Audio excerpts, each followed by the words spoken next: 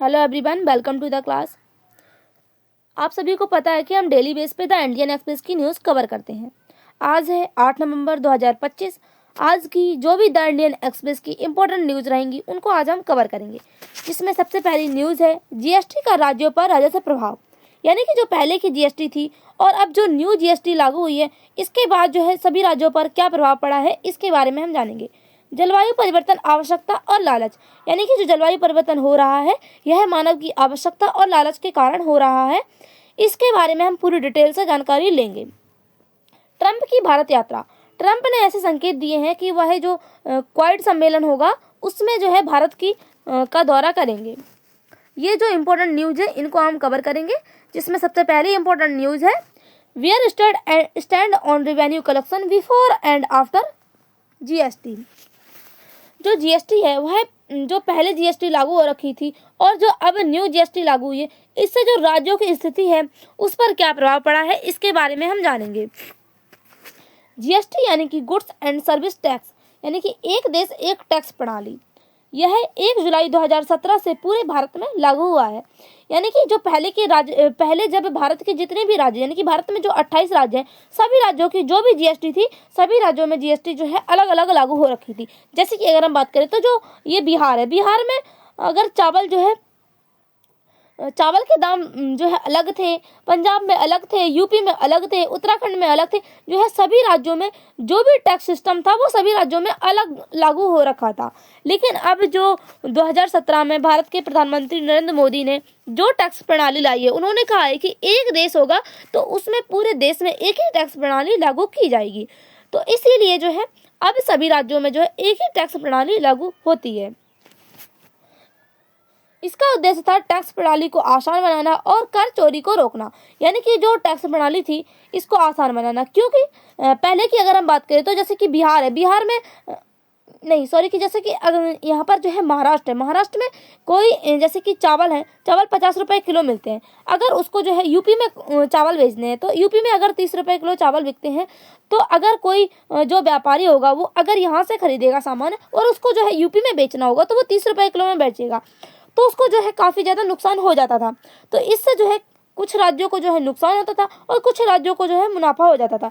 इसीलिए जो है भारत सरकार ने यह टैक्स प्रणाली लागू की है, जिससे जो है पूरे देश में एक ही टैक्स प्रणाली होगी, तो किसी भी राज्य को ज़्यादा मुनाफा नहीं होगा, किसी को जो है नुकसान नहीं होगा। और इस प्रकार से जो है जैसे कि टैक्स लिया जाता था, टैक्स जो है वसूल करते थे, जो भी व्यक्ति टैक्स वसूल करता था, और जो टैक्स जो है भारत के पास जाना होता था, भारत की जो सरकार होती थी उनके पास जाना होता था, जिसमें से जो है कुछ टैक्स वो रख लिया करते थे अपने पास। तो इस प्रकार की जो टैक्स चोरी हुआ करती थी, इन टैक्स चोरी को जो है रोकना और टैक्स प्रणाली को आसान बनाना जो है इसका उद्देश्य था। इस रिपोर्ट से देखा गया है कि राज्यों की कमाई पर जीएसटी का असर पड़ा है। यानी कि जो जीएसटी थी इससे जो है राज्यों की जो भी कमाई थी उस पर जो है काफ़ी ज़्यादा असर पड़ा है। जीएसटी से पहले की टैक्स व्यवस्था क्या थी, यानी कि जो न्यू जीएसटी लागू हुई है उससे जो है पहले की जो टैक्स व्यवस्था थी वो क्या थी। हर राज्यों में अपने टैक्स सिस्टम होते थे।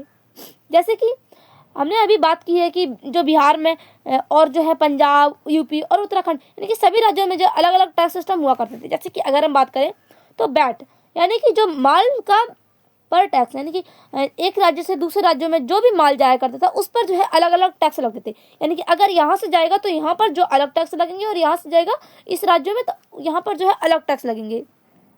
इस प्रकार से जो है अलग अलग टैक्स लिया करते थे। एंट्री टैक्स, यानी कि राज्य सीमा पर टैक्स, यानी कि इस देश का जैसे कि जो यूपी है और ये हरियाणा है, इन दोनों का जो बॉर्डर है वो ये पड़ता है। इस बॉर्डर पे जो टूल टैक्स होता है, जो भी राज्यों के जो बॉर्डर होते थे उन पर, तो उन पर जो है सभी राज्यों का टैक्स सिस्टम जो है अलग अलग लागू था। यानी कि क्या पता जो यूपी है वो ज़्यादा टैक्स लेता होगा, क्या पता जो हरियाणा है वो ज़्यादा टैक्स लेता होगा। यानी कि हमें जो है कुछ नहीं कर सकते, कोई भी जो राज्य के मुख्यमंत्री थी वो अपने हिसाब से टैक्स को लागू करते थे। नगर निगम टैक्स, सभी जो राज्य के जो भी नगर थे उनमें जो नगर निगम के अंदर आते थे जो भी गांव, तो उनका जो भी नगर निगम टैक्स लागू करता था वह उसी प्रकार से जो है अलग अलग टैक्स लागू हुआ करते थे।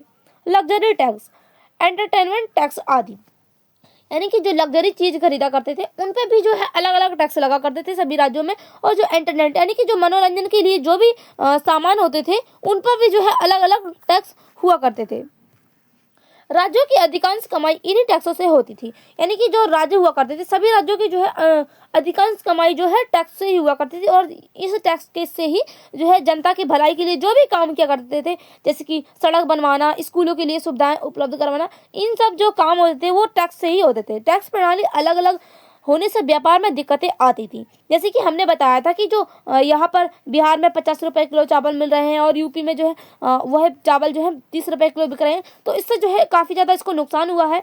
जो जो महाराष्ट्र का जो भी जो व्यापारी है उसको जो है काफ़ी ज़्यादा नुकसान होता है। तो इसीलिए इस प्रकार की जो व्यापार में दिक्कतें आती थी, इन व्यापार की जो दिक्कतें थी उनको ख़त्म करने के लिए भारत ने सरकार ने जो है एक प्रणाली लागू की है। जीएसटी के लागू होने के बाद क्या बदलाव आया? केंद्र और राज्य ने टैक्सों को एकीकृत प्रणाली में जोड़ा। यानी कि पूरे देश और पूरे राज्य की जो सभी राज्यों की सभी भारत में जो है 28 राज्य हैं, तो सभी राज्यों की एक ही टैक्स प्रणाली होगी। जैसे कि अब जो है 4 स्तरों पर टैक्स वसूला जाता है, जैसे कि CGST central goods and service tax यानी कि केंद्र लेवल पर, SGST state and goods service tax, IGST inter state goods and service tax, UTGST union territory tax यानी कि जो सीमा पर टैक्स लगता था उस पर भी जो है सभी राज्यों में एक ही प्रकार का टैक्स लगेगा। राज्यों को जीएसटी की वसूली में हिस्सा मिलता है। यानी कि सभी राज्यों को जितना भी जीएसटी की जो वसूली होती है उसमें जो भी हिस्सा सभी राज्यों का पड़ता है सबको मिलता है। राज्यों की भूमिका में क्या बदलाव आया? पहले राज्य स्वतंत्र रूप से टैक्स तय करते थे। यानी कि सभी राज्यों के जो भी मुख्यमंत्री हुआ करते थे, जैसे कि जो बिहार का मुख्यमंत्री है और जो यूपी का मुख्यमंत्री है, वह जो है अपने हिसाब से जो भी टैक्स प्रणाली होगा वो लागू करेगा। यहाँ पर भी जो है अपने हिसाब से टैक्स प्रणाली लागू होगा। कोई जो है ज़्यादा टैक्स लागू कर सकता है, वो कोई कम कर सकता है। तो इस प्रकार से जो है व्यापार में काफ़ी ज़्यादा दिक्कतें आती थी, इसीलिए जो है एक प्रणाली लागू की गई है। अब टैक्स परिषद यानी कि जो काउंसिलिंग है तय करती है कि कौन सा टैक्स दर कितनी होगी, यानी कि कौन सी चीज़ पर टैक्स ज़्यादा लगाना चाहिए, कौन सी चीज़ पर जो है टैक्स कम लगाना चाहिए। राज्यों की वित्तीय स्वतंत्रता कम होगी। राज्यों को अपनी नीति खुद से तय करने का मौका कम मिला है। यानी कि जब पहले जो टैक्स लागू हुआ करता था जिसमें सभी राज्य जो है अपना टैक्स स्वयं जो है तय करते थे, लेकिन अब जो न्यू जीएसटी आई है उससे जो है राज्यों को खुद अपनी नीति तय करने का मौका कम मिलता है। जीएसटी से राज्यों को क्या आमदनी हुई है, इस पर और क्या असर पड़ा है उनके राज्य पर? राज्यों की आय जो है, कुछ राज्यों की आय जो है बढ़ी है, कुछ राज्यों की आय जो है घटी है। जैसे कि अगर हम बात करें जो बढ़ने वाले राज्यों की आय है, बिहार, झारखंड, उत्तराखंड, ये राज्य जो है इनकी जो आय है वो बढ़ी है। जैसे कि और घटने वाले राज्यों की बात करें, महाराष्ट्र, गुजरात, पंजाब, जो औद्योगिक नगर है इनकी जो आय है वो घटी है, क्योंकि यहाँ पर जो वस्तु है इसका उत्पादन होता है और इनको जो है जीएसटी नहीं मिलती है। यानी कि इनको जो जीएसटी यानी कि टैक्स जो है इनको नहीं मिलता है। और जो यह राज्य है, जो पिछड़े हुए राज्य थे, इनको जो है जीएसटी दी जाती है और यहाँ पर जो सामान बिकता है तो इनको जो है काफ़ी ज़्यादा लाभ होता है और यह जो राज्य है इनको काफ़ी ज़्यादा नुकसान होता है। कारण के बारे में बात करें, अब टैक्स को उस राज्य को मिलता है जहाँ वस्तु उपयोग होती है। यानी कि जहाँ पर जो है वस्तु बेची जाती है वहाँ पर जो है टैक्स दिया जाता है, जीएसटी दी जाती है और उसको ही जो है फ़ायदा होता है। जहाँ पर वस्तु जो है उत्पादित होती है, यानी कि जहाँ पर वस्तु बनती है, उस राज्य को जो है काफ़ी ज़्यादा नुकसान होता है क्योंकि उसको जो है टैक्स नहीं मिलता है। जीएसटी कंपटीशन यानी कि मुआवजा। केंद्र सरकार ने वादा किया था कि अगर राज्यों की कमाई घटेगी तो उन्हें 5 साल तक मुआवजा दिया जाएगा। यानी कि जो केंद्र सरकार थी उन्होंने कहा था कि अगर जो है राज्य की जो है कमाई घटेगी तो उन्हें 5 साल तक का मुआवजा दिया जाएगा। यह अब जो अवधि जो थी 2017 से 2022 तक लागू थी, लेकिन अब जो है 2022 के बाद यह मुआवजा जो है समाप्त हो गया है। अब किसी राज्य की जो है वित्तीय यानी कि किसी भी राज्य का जो है जो कमाई है वो घटती है तो अब उनको जो है इस प्रकार का मुआवजा नहीं दिया जाएगा। रिपोर्ट के अनुसार क्या स्थिति है? कैग और आरबीआई की रिपोर्ट के अनुसार कई राज्यों को टैक्स वसूली घट जाएगी। यानी कि जो कई सारे राज्य हैं उनकी जो टैक्स वसूली थी वो घट जाएगी। राज्यों की कुल कमाई में राज्यों को का जो हिस्सा है, करों का हिस्सा, वो घट जाएगा। कुछ राज्यों उन्हें नए टैक्स स्रोत खोजना शुरू कर दिया, यानी कि जिनको जो नुकसान हो रहा है, जो औद्योगिक नगर हैं जिनको टैक्स जीएसटी नहीं मिल रही है, तो उन्होंने जो है नए जो स्रोत है टैक्स के वो खोजना शुरू कर दिए हैं, क्योंकि उनको जो है काफी ज्यादा नुकसान होता है। राज्यों के बीच असमानता, पहले बड़े औद्योगिक राज्यों को फायदा हुआ करता था, क्योंकि जो पहले जो औद्योगिक राज्य थे वो अपने जो है जीएसटी ज्यादा लागू करते थे, यानी कि उनके राज्य में जो जीएसटी थी वो ज्यादा थी, और जो पिछड़े राज्य थे उनकी जो जीएसटी वो कम थी, इसलिए जो है इनको काफी ज्यादा फायदा होता था और इनको जो है काफी ज्यादा नुकसान का सामना करना पड़ता था। लेकिन अब जो पिछड़े राज्य हैं उनको ही ज्यादा फायदा हो रहा है, क्योंकि इनके यहाँ पर जो है जीएसटी इनको दी जाती है, और साथ ही यहाँ पर जो सामान बिकता है इससे जो है इनको काफी फायदा होता है, और जो औद्योगिक नगर है इनको ज्यादा काफी ज्यादा जो है नुकसान का सामना करना पड़ रहा है। जैसे कि पहले महाराष्ट्र को ज्यादा टैक्स मिलता था, अब बिहार जैसे राज्यों को टैक्स मिलता है। जीएसटी परिषद की क्या भूमिका है? जीएसटी परिषद में सभी राज्यों और केंद्रों की वित्त मंत्री शामिल हैं। यह तय करती है कि कौन सा टैक्स कितनी दर बदलेगा, यानी कि कौन सी वस्तु जो है किस पर जो है ज्यादा टैक्स लगना चाहिए और किस पर जो है टैक्स नहीं लगना चाहिए। जैसे कि जो न्यू जीएसटी लागू हुई है, जिसमें जो खाने वाली वस्तु हैं, जो रोजमर्रा की चीजों में उपयोग करने वाली वस्तुएं हैं, उन पर जो है टैक्स जो है 5% का टैक्स लगा है। तो इस प्रकार से जो है टैक्स आसान हुआ है, और जो भी गरीब लोग थे जिनको जो है खाने के लिए काफी ज्यादा पैसों की जरूरत पड़ती थी, उनको जो है अब आसानी से पैसे जो है खाना उपलब्ध हो जा रहा है। किन वस्तुओं को टैक्स से छूट मिली? यह केंद्र राज्य समन्वय का उदाहरण है, लेकिन राज्यों की स्वतंत्रता सीमित हो गई, यानी कि जो पहले राज्य थे स्वतंत्र रूप से जहां पर जितना भी जीएसटी लागू करना होता था, जिस राज्य के मुख्यमंत्री को, वो जीएसटी लागू कर दिया करते थे। लेकिन अब जो उनकी जो स्वतंत्रता थी वो घट गई है। अब इससे अगर हम देखें तो कैसे जो है फायदा हुआ है, पूरे देश में एक समान टैक्स दर होगी, यानी कि जो पहले किसी राज्य को नुकसान होता था, किसी को जो है फायदा होता था, तो इस प्रकार की जो टैक्स प्रणाली थी उसको खत्म कर दिया गया है, और अब पूरे देश में जो है एक टैक्स प्रणाली होगी। तो अगर फायदा होगा तो पूरे देश को होगा, और अगर नुकसान भी होगा तो पूरे देश को ही होगा। टैक्स चोरी से कमी, यानी कि जो पहले टैक्स चोरी हुआ करती थी टैक्स को लेकर, वो है चोरी जो है घट गई है। व्यापार में सरलता आ गई है, डिजिटलीकरण में पारदर्शिता आ गई है। अब जो व्यापार में लोग डिजिटल का भी उपयोग करने लग गए हैं। अब हम नुकसान के बारे में जानें। राज्यों की स्वतंत्र आय घट गई है, यानी कि जो राज्य स्वतंत्र रूप से जितनी भी उनकी जीएसटी लगानी होती थी वो लगाते थे, अब वही जो है जीएसटी उनको जो है लगाने को नहीं मिलती, यानी कि उनकी स्वतंत्रता जो है वो सीमित हो गई।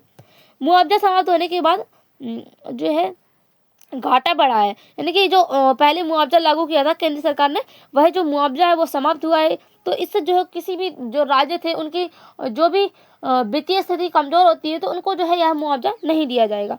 जीएसटी परिषद के फसलों पर केंद्र का प्रभाव अधिक है। कई राज्यों को विकास योजनाओं के लिए कम संसाधन मिल रहे हैं, यानी कि कई जो राज्य हैं उनको अपना विकास करने के लिए संसाधन जो है कम उपलब्ध हो रहे हैं।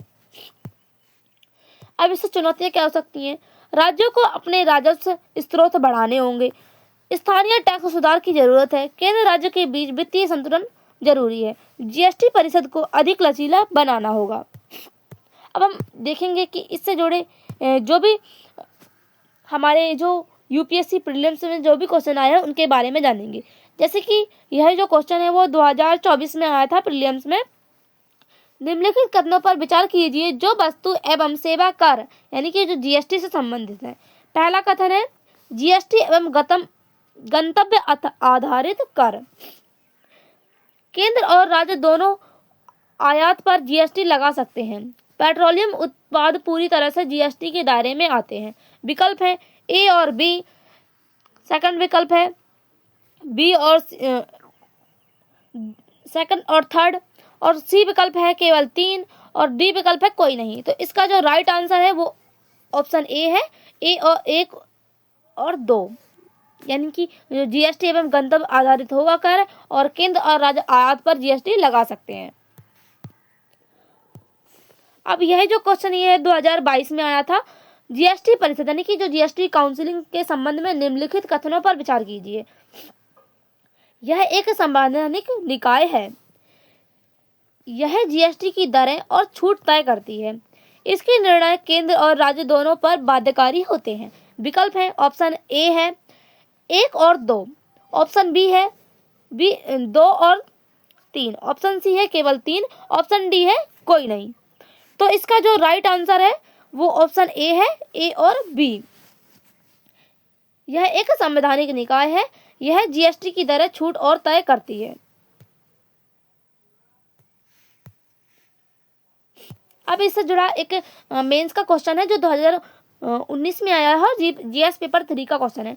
आप सभी ने जो भी हमने इस न्यूज को एक्सप्लेन किया है और आपने जो भी इसके बारे में समझा होगा, जो भी आपको इसके बारे में पता चला होगा, तो आप इस क्वेश्चन को लिखने की जरूर कोशिश कीजिएगा, जिससे आपको पता चल सके आपको कितना समझ में आया है।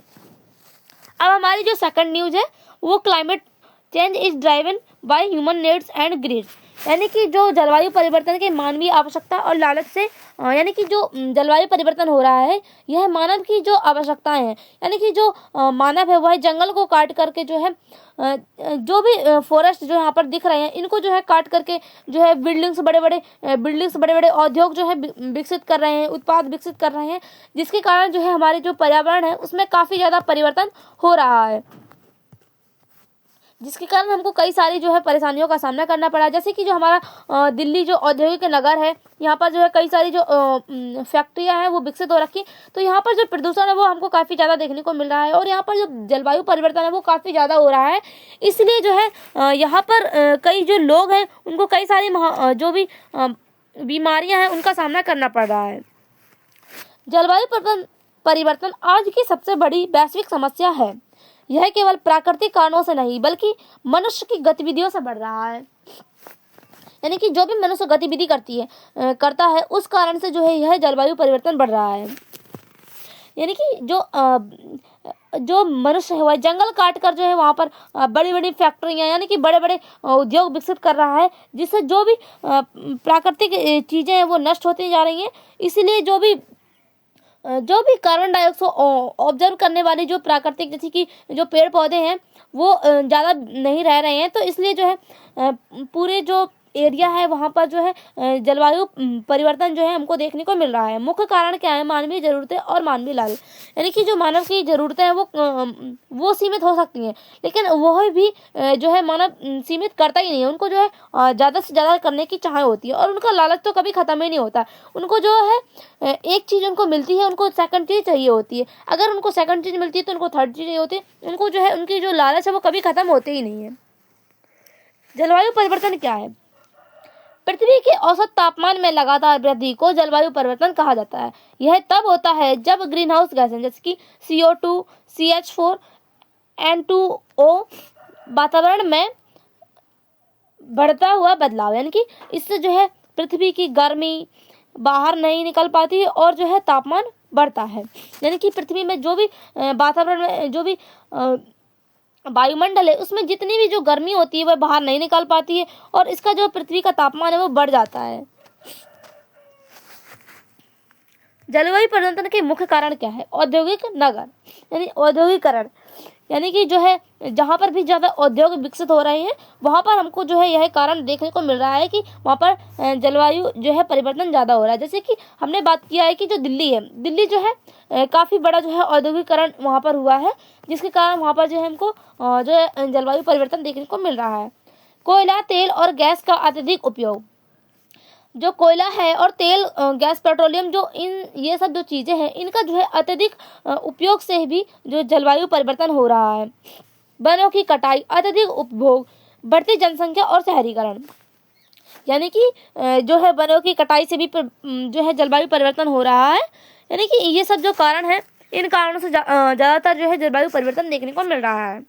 मानव की ज़रूरतें, हर इंसान को भोजन, पानी, घर, बिजली और यातायात चाहिए। इन आवश्यकताओं को पूरा करने के लिए अधिक भूमि पर खेती, अधिक बिजली उत्पादन, अधिक वाहन और उद्योग। परिणाम क्या है? प्राकृतिक संसाधनों पर दबाव बढ़ा है, यानी कि यह सब जो चीज़ें हैं मानव विकसित करने लगा है। यानी कि अत्यधिक खेती, यानी कि जैसे कि हम किसानों के बारे में बात करें तो वो एक जो उनकी लैंड हुआ करती है उस लैंड पर जो है वो दो प्रकार की जो है खेती किया करते हैं। जैसे कि यहाँ पर सरसों बे दिया, यहाँ पर गेहूँ बे दिया, और जो है इस प्रकार के जो है वो खेती किया करते हैं। तो इससे जो है काफ़ी ज़्यादा जो जलवायु परिवर्तन है उसको जो है प्रभाव देखने को मिलता है।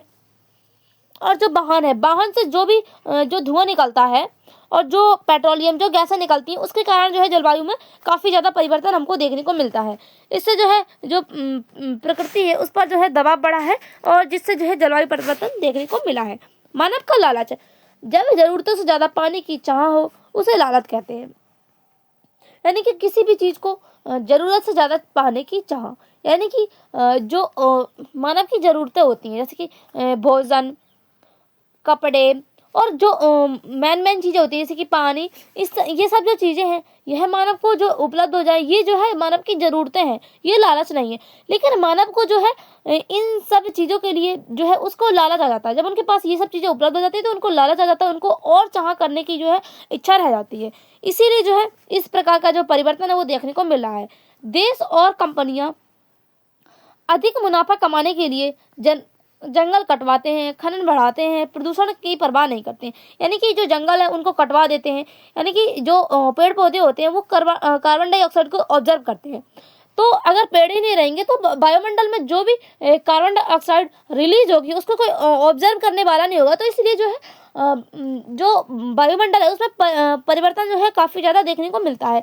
खनन बढ़ाते हैं, यानी कि जो भी उद्योग होते हैं उनका काफ़ी ज़्यादा विकसित कर रहे हैं, जिसलिए हमको जो है यहाँ पर काफ़ी ज़्यादा परिवर्तन देखने को मिल रहा है। इससे पर्यावरण असंतुलन और जलवायु संकट गहराता है। अब नीड एंड ग्रीड, यानी कि जो ज़रूरतें हैं और लालच है, इसमें क्या फ़र्क है। जीवन जीने के लिए आवश्यक चीज़ें जैसे कि खाना, पानी, घर, इससे संतुलन जो है बना रहता है। लेकिन अगर जो है व्यक्ति जो है इन चीज़ों के अलावा उसको और अधिक पाने की चाह होती है, जैसे कि लग्जरी वस्तुएं, जैसे कि लग्जरी गाड़ी, जो है फ्रिज, कूलर, जो है बड़ी बड़ी गाड़ी हो गई, और जो है इसी प्रकार की जो है उनकी चाह रहती है। बड़े बड़े उनके लग्जरी घर होने चाहिए, उनको जो है किसी भी प्रकार की परेशानी नहीं होनी चाहिए। तो इस प्रकार की जो है अत्यधिक और उपभोग करवाते हैं, जिसके कारण हमको जो है पर्यावरण जो है उसको नुकसान होता है। इसीलिए हमको जो है इस प्रकार के जो जलवायु परिवर्तन है वो देखने को मिलते हैं। अब इसके हम जो परिणाम होते हैं उसके बारे में देख सकते हैं। इससे जो है जो जलवायु परिवर्तन हो रहा है इससे क्या क्या परिणाम हमको देखने को मिल सकते हैं। वैश्विक तापमान में वृद्धि, यानी कि इससे जो विश्व का तापमान है वो बढ़ता ही जा रहा है। इसीलिए जो है काफ़ी ज़्यादा जो पेड़ पौधे हैं वो भी नष्ट होते जा रहे हैं। ग्लेशियर जो है पिघलने लग गए हैं, यानी कि जो ग्लेशियर है, जैसे कि तापमान जो बढ़ रहा है तो जो बर्फ से जमे हुए जो ग्लेशियर है वो पिघल रहे हैं। इसलिए जो है हमको काफ़ी ज़्यादा बाढ़ का भी सामना करना पड़ रहा है। जैसे कि अगर हम देखें तो अभी हाल ही की जो खबर थी, कुछ 10-15 दिन ही हुए हैं, जिसमें जो पंजाब राज्य था वहाँ पर काफ़ी ज़्यादा बारिश के कारण जो है बाढ़ देखने को मिली है और कई सारे जो बांध है वो टूटे हैं, जिसके कारण जो है कई सारे राज्यों में जो है अधिक से अधिक बाढ़ आ रखी थी। और जो है कई सारे राज्य के जो गांव थे वो बाढ़ से पूरी तरह डूब गए थे और लोगों को रहने के लिए जगह ही नहीं बची थी, उनको खाने के लिए जो है पानी नहीं मिला था। ये सब जो है केवल मानव की जो आवश्यकताएं और जो लालच है इसके कारण हमको देखने को मिल रहा है। समुद्र का स्तर बढ़ जाता है, इससे जो है बाढ़ का हमको सामना करना पड़ता है। चक्रवात, बाढ़, सूखा जैसी आपदाएं देखने को मिल सकती हैं। कृषि और खाद्य संकट, फिर इससे हम जो है हमारी कृषि को भी काफ़ी ज़्यादा जो है संकट होता है और जैव विविधता को नुकसान होता है। जो भारत में जो भी जैव विविधता पाई जाती है, भारत में कई प्रकार की जो जैव विविधता पाई जाती है, इससे जो है नुकसान होता है और उनको जो है काफ़ी ज़्यादा जो है परेशानियाँ होती हैं। अब इससे देखते हैं कि भारत पर क्या प्रभाव पड़ा है। भारत की जो मानसून पैटर्न है उस पर बदलाव हुआ है। जैसे कि हमने देखा था कि मानसून में बदलाव हुआ, जिसके कारण जो पंजाब था उसमें काफ़ी ज़्यादा बाढ़ हुई थी और वहाँ के जो लोग थे उनको जो घर था घर भी बह गया और कई जो है उनकी गाय भैंस और एक देश से जैसे कि अफगानिस्तान में जो चली गई थी बहते हुए, और कई लोग जो है मारे गए थे। इस प्रकार की जो घटनाएं हुई थी। फसल उत्पादन में कमी, बाढ़ और सूखा एक साथ बढ़ रहे हैं। हिमालय ग्लेशियर तेजी से पिघल रहे हैं। समुद्री तटीय इलाकों में खतरा, जैसे कि मुंबई और सुंदरबन। नैतिक पक्ष, पृथ्वी सभी जीवों को साझा संपत्ति देती है, केवल मनुष्य के लाभ के लिए इसका दोहन गलत है। यानी कि जो मनुष्य है उसका जो है गलत दोहन करता है, गलत यूज करता है। प्रकृति जो है सभी लोगों को समान चीज देती है कि जिसको जितनी चीज की आवश्यकता है उतनी जो है उसको उपलब्ध होनी चाहिए। लेकिन जो मनुष्य है वो अपनी बड़े बड़े उद्योग विकसित करने के लिए वह इन सब चीजों को जो है कटवा, जैसे कि वन को कटवा रहा है। तो इससे जो है हमको जो जलवायु परिवर्तन है वो देखने को मिल रहा है। एनवायरमेंट एथिक्स कहती है कि हमें प्रकृति के साथ सामंजस्य बनाकर जीना चाहिए। जैसे कि पुराने समय में जो लोग थे वो प्रकृति के साथ प्रकृति के जो है समीप रहा करते थे, गाँव में रहा करते थे, बड़े बड़े जो है पेड़ पौधे लगाया करते थे, जिसलिए हमको जो है पहले के समय में जो भी जलवायु परिवर्तन है वो देखने को ज़्यादातर नहीं मिलता था। अब इसके क्या समाधान हो सकते हैं? नवीनीकरण ऊर्जा का प्रयोग, सौर, पवन, जल, वृक्षारोपण और पुनः नवीनीकरण, सार्वजनिक परिवहन और साइकिल, रिड्यूस, रीयूज, रिसाइकल, यानी कि कोई भी चीज़ है उसको दोबारा यूज करें, उसको रिसाइकल करके यूज किया जाए, तो इससे जो है जो जलवायु परिवर्तन हो रहे हैं उनसे जो है बचा जा सकता है। पर्यावरण अनुकूलन जीवन शैली अपनाएं, यानी कि जो प्रकृति है उसके अनुसार जो है जीवन शैली को अपनाएं, ना कि जो है बड़े बड़े उद्योग को विकसित करके पर्यावरण को नुकसान करके। उतना ही उद्योग को विकसित करना चाहिए जितना कि पर्यावरण को नुकसान ना हो। पेरिस समझौता, यह जो समझौता है, यह जो जलवायु परिवर्तन हो रहा है इसको जो है नियंत्रित करने के लिए यह जो समझौता लागू किया गया था। साथ ही जो क्योटो प्रोटोकॉल है यह भी जो है जो जलवायु परिवर्तन में जो भी गैसें हैं जो ज़्यादा रिलीज हो रही हैं और उन गैसों से जो जलवायु परिवर्तन हो रहा है इनको जो है नियंत्रित करने के लिए यह जो प्रोटोकॉल जो है क्योटो प्रोटोकॉल जो एक जो भी प्रयास किया गया था अंतर्राष्ट्रीय संयुक्त राष्ट्र जलवायु परिवर्तन फ्रेमवर्क, COP सम्मेलन में देश की भागीदारी, इन सब चीज़ों से जो है जलवायु को का जो परिवर्तन हो रहा है उसको नियंत्रित करने की कोशिश की जा रही है। भारत के क्या प्रभाव रहे हैं? अंतर्राष्ट्रीय और शहर गठबंधन, राष्ट्रीय जलवायु परिवर्तन कार्य योजना, इलेक्ट्रॉनिक वाहन पॉलिसी, ऊर्जा दक्षता मिशन, ये इन सब चीज़ों के द्वारा भारत ने जो है प्रयास किए हैं जो जलवायु परिवर्तन हो रहा है उसको रोकने की। युवाओं की इसमें क्या भूमिका रही है? सोशल मीडिया पर पर्यावरण जागरूकता फैलाना, यानी कि जो सोशल मीडिया है उस पर जो है पर्यावरण को जागरूकता फैलाना, क्योंकि अगर हम देखें तो आज के समय में जो भी ज़्यादातर लोग हैं वो सोशल मीडिया से ज़्यादा प्रेरित होते हैं। तो अगर सोशल मीडिया पर ये सब चीज़ों को के बारे में डालेंगे तो वो इन सब चीज़ों की जो भी समस्याएं हैं उनको समझेंगे और जो है पेड़ को लगाएंगे, जिससे जो है जो भी समस्याएं देखने को मिल रही हैं वो दोबारा हमको देखने को नहीं मिलेंगी। सिंगल यूज प्लास्टिक का बहिष्कार, यानी कि जो प्लास्टिक है उसका यूज को जो है बहिष्कार करना चाहिए।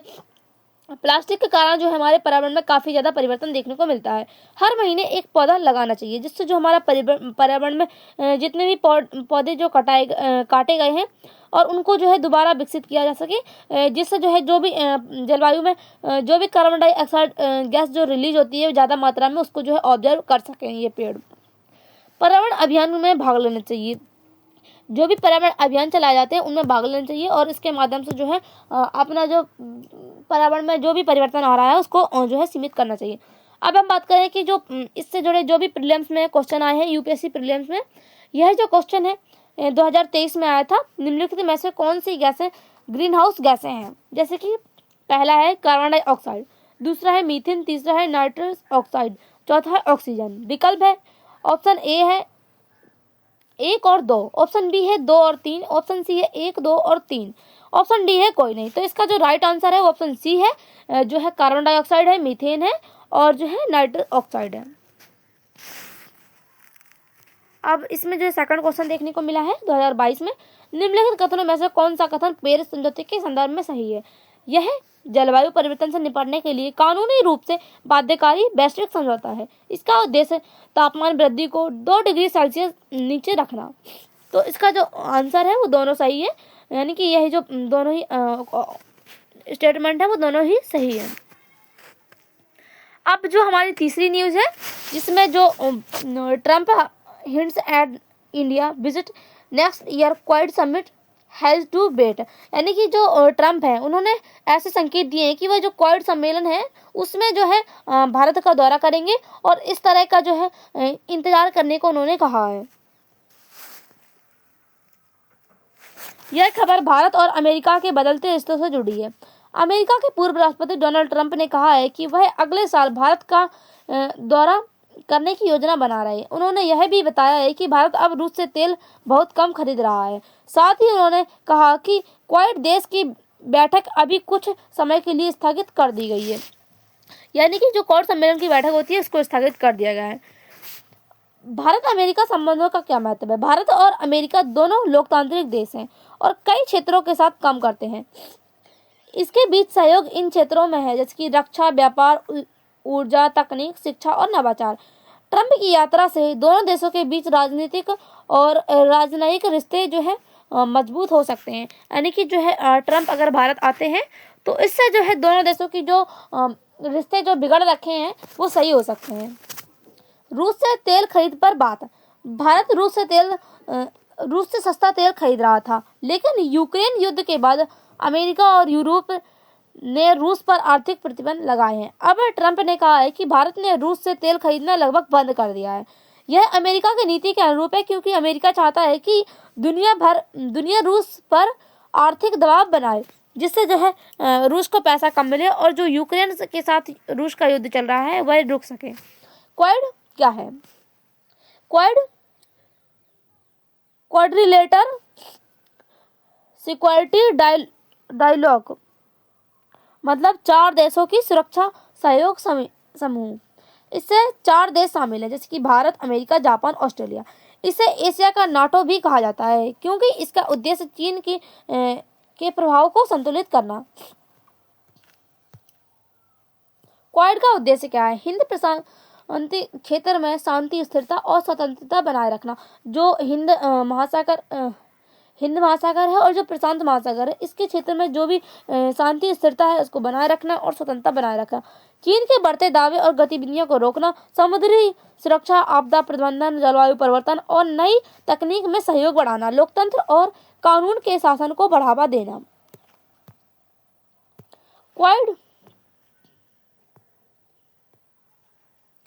क्वाड की बैठक क्यों टली? इस बार क्वाड सम्मेलन को कुछ समय के लिए स्थगित किया है। कारण क्या है कि अमेरिका की नई विदेश नीति तय हो रही है। ट्रंप प्रशासन की प्राथमिकताएं अभी बदल रही हैं। कुछ देशों के कैलेंडर व्यस्त हैं, इसलिए अब यह बैठक जो है अगले साल बाद में हो सकती है।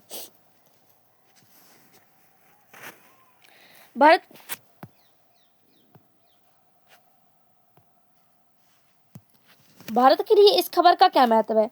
ट्रंप की यात्रा से भारत को कई फायदे हो सकते हैं। यानी कि अगर ट्रंप जो है अगर भारत आते हैं, जो भारत इंडिया है उसको काफी ज्यादा फायदा हमको देखने को मिल सकता है, जैसे कि रक्षा सौदे और तकनीक सहयोग बढ़ेगा।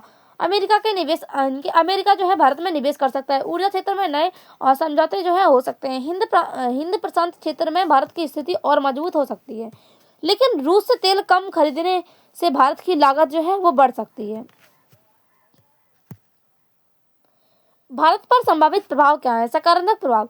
अमेरिका से रणनीतिक संबंध मजबूत होंगे, निवेश और व्यापार के नए अवसर मिलेंगे, वैश्विक मंचों पर भारत की जो भूमिका है वो बढ़ेगी। नकारात्मक प्रभाव क्या देखने को मिल सकते हैं? रूस के साथ संबंध कमजोर पड़ सकते हैं। सस्ते तेल से कमी से महंगाई बढ़ सकती है। ऊर्जा सुरक्षा पर असर पड़ेगा इससे। अब इससे वैश्विक क्या असर पड़ सकता है? एशिया के शक्ति संतुलन बढ़ेगा। एशिया में जो शक्ति संतुलन है वो बढ़ सकता है। अमेरिका और भारत का एक साथ आना चीन के लिए चुनौती बनेगा। रूस को आर्थिक नुकसान हो सकता है। क्वाड के विलंब से इंडो पैसिफिक की रणनीति थोड़ी धीमी पड़ सकती है। अब हम जो है इससे जुड़े जो भी निष्कर्ष है उसको देखेंगे। यह खबर बताती है कि भारत की विदेश नीति बहुआयामी हो सकती है। भारत अब अपनी आर्थिक और सामरिक प्राथमिकताओं के अनुसार निर्णय ले रहा है। ट्रंप की यात्रा और क्वाड की भूमिका आने वाले समय में भारत के लिए अंतर्राष्ट्रीय मंचों पर नई संभावनाएं खोल सकती है। यानी कि जो ट्रंप यात्रा के बारे में संकेत दे रहे हैं, यह जो यात्रा है अंतर्राष्ट्रीय मंचों पर, कई सारे मंचों पर भारत के लिए नई संभावनाएं जो है खोल सकती है। अब हम इससे जुड़े जो भी प्रश्न होंगे उसको देखेंगे। क्वाड्रिलेटरल सिक्योरिटी डायलॉग के सदस्य कौन कौन है? जैसे कि अगर हम जो है ऑप्शन ए के बारे में देखें तो Bharat, America, Japan, Australia. Second option है बी, भारत, चीन, अमेरिका, रूस। और ऑप्शन सी है Bharat, Britain, America, France. Option D है भारत, जर्मनी, फ्रांस, ऑस्ट्रेलिया। तो इसका जो राइट आंसर है वो ऑप्शन ए है, भारत, अमेरिका, जापान और ऑस्ट्रेलिया। अब इसका जो सेकंड क्वेश्चन है, क्वाड का मुख्य उद्देश्य क्या है? अब इसका जो है ऑप्शन के बारे में बात करें तो ऑप्शन ए है इंडो पैसिफिक क्षेत्र में सुरक्षा और स्थिरता बनाए रखना। ऑप्शन बी है यूरोप में व्यापार को बढ़ाना। ऑप्शन सी है अफ्रीका में सैन्य उपस्थिति बढ़ाना। ऑप्शन डी है तेल उत्पादन नियंत्रित करना। तो इसका जो राइट आंसर है वो ऑप्शन ए है, इंडो पैसिफिक क्षेत्र में सुरक्षा और स्थिरता बनाए रखना।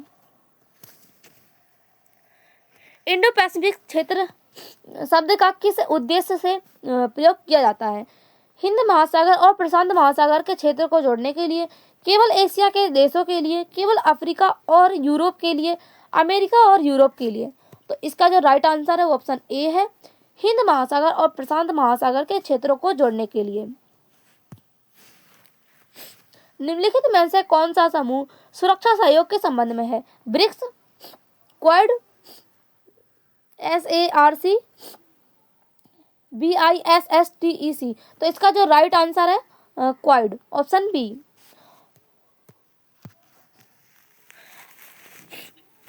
आप सभी ये जरूर बताइएगा आपको ऐसी ये वीडियो कैसी लगी है, और इसके जो भी आपका ओपिनियन रहा होगा कमेंट बॉक्स में जरूर बताइएगा। Thank you. अब मिलते हैं अगली करंट की न्यूज़ के साथ, तब तक के लिए बाय, थैंक्स फॉर वॉचिंग।